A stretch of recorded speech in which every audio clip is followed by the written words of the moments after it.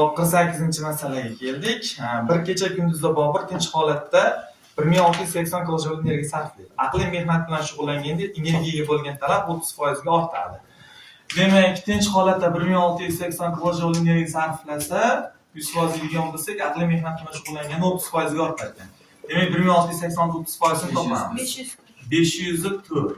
Demak, tinch holatda 1680 edi, 504 ni qo'shib qo'yamiz, teng 2184 kilojoule energiya sarflayotgan 24 soatda. 24 soatni 2184 kilojoule energiya sarflasa, aqliy mehnat bilan qancha shug'ullangan? 3 soat shug'ullangan. X teng 273 kilojoule energiya sarflayotgan 3 soat aqliy mehnat bilan shug'ullangan.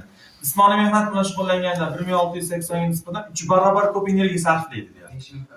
5000 qarab 24 soatda. Demak, 24 soatda 5040 kilojoule energiya sarflasa, 1,5 soat sport bilan shug'ullangan. 315. Demak, 273 kilojoule energiya